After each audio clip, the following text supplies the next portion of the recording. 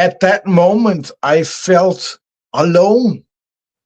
I really felt alone, and at that point, I didn't realize why. I'm Thomas Goofy Vestergaard, and I'm chatting with Staxx.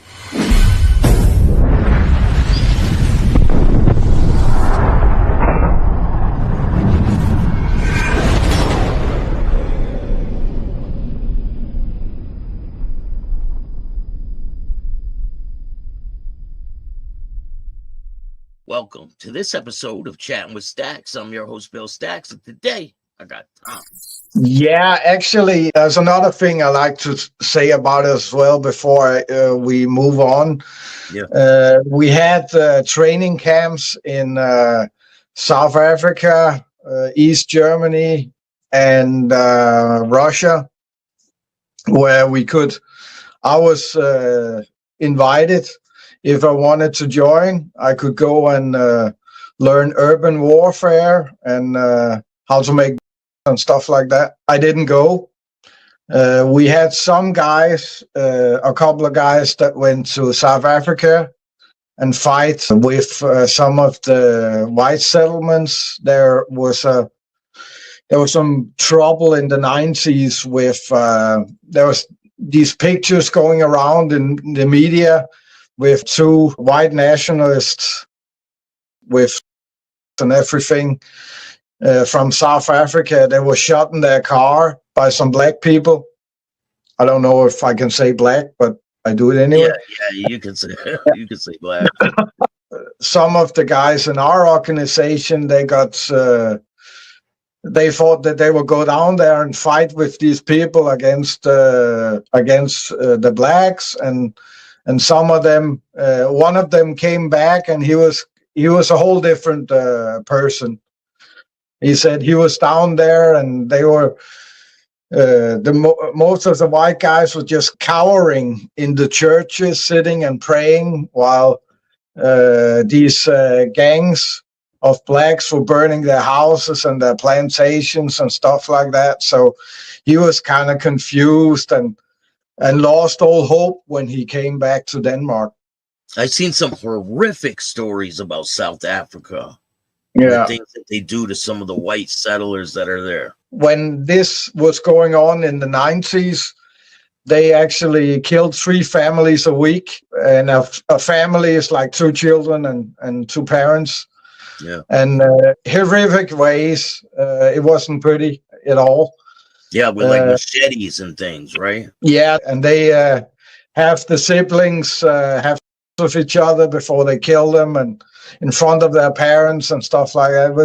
It wasn't nice. I mean, why would they even do something like that? Do they truly hate these people? I think so, or they are just. I think that a lot of things happened under apartheid that wasn't good. I don't know.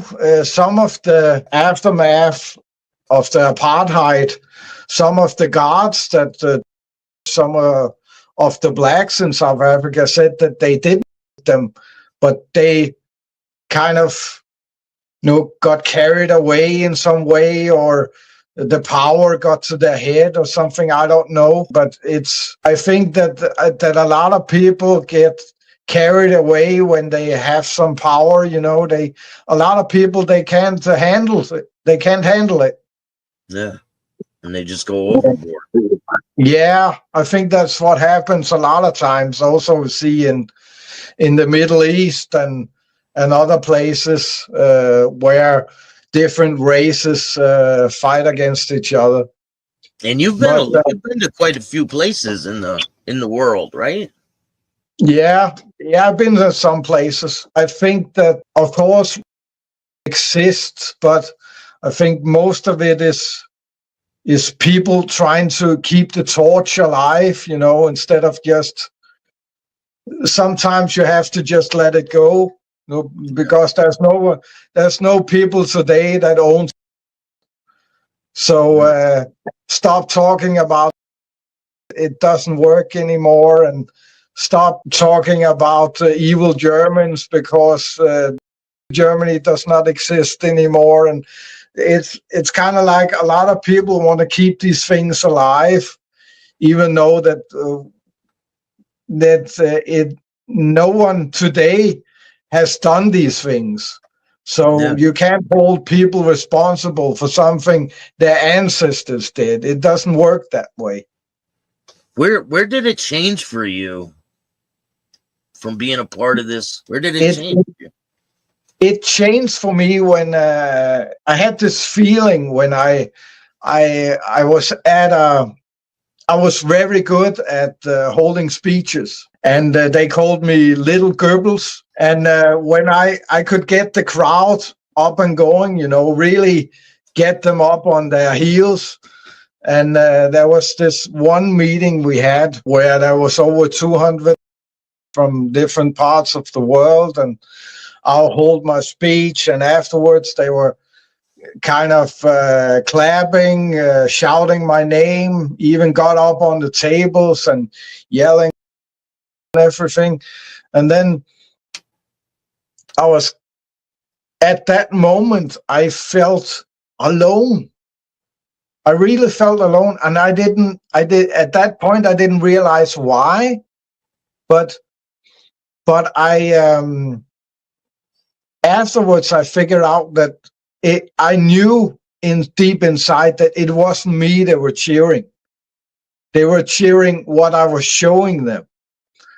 And I was just saying what I knew they wanted to hear. So I had a place I could fit in, and a place I could call a family and a home. But most of the time I was actually stressed and worried and afraid that they should learn how I really felt, that I felt like a failure, that I felt like a little boy inside. And I was actually afraid every day that because I felt like a fraud. And did you feel like you couldn't tell these people that? Yeah. I knew I couldn't show weakness. It's just like when you're in prison. It's the same type of aspect, right? You can't show weakness at all. Yeah, that's true. And at this point, I started to kind of distinguish myself from the movement or party. And people started to notice that I changed behavior. They didn't like it. I started being more at home. I took a beekeeping course. I took a hunting license. I started building things at home, chicken coop and new kitchen and stuff like that, because I wanted to prove to myself that I was good at something else, that I was not just Thomas. Because at this point in my time, in my life, the only thing that I was ever applauded for was being a. So for me, I had to kind of try to break out of that character. And that was really hard, especially when this thing is going on. I also have a lot of broken relationships. I have 3 kids. I'm not allowed at this point of time. I'm not allowed to see them. I'm fighting custody battles, and I don't know at this point. They say I have a virus on my nervous system, but it's actually PTSD. They find that out later. I'm fighting all these things, and at the same time, people start dying around me. I have 3 guys. That was actually earlier, but I have 3 guys in my close vicinity of friends that they just want to try what it's like to get a fix, you know, and they do it in one of them's apartment. And 2 of them die on the spot. The third one dies in the ambulance on the way to the hospital. So they all die in the same. Wow. They just wanted to try what's it like to get a fix, you know, and they all die. Did they do too much? Yeah, they did way too much. They didn't know what they were doing. Wow. I have a friend of mine that was also doing drugs and taking hormones. He was very big. He was working out a lot, and I think he was about 30 or something. And then one Sunday morning, his wife wakes up and he's just cold. He's just dead. Wow.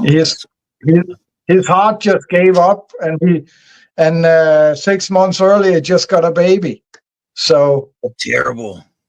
Yeah, I had a couple of other guys that stole a car and tried to ride from the police, and the police shot the car 16 times. They both died. A guy in Germany that I knew, that was he was a bouncer at a rally, and two left-wing activists come up to him, and they want to get in, and he said, "No, you're not allowed."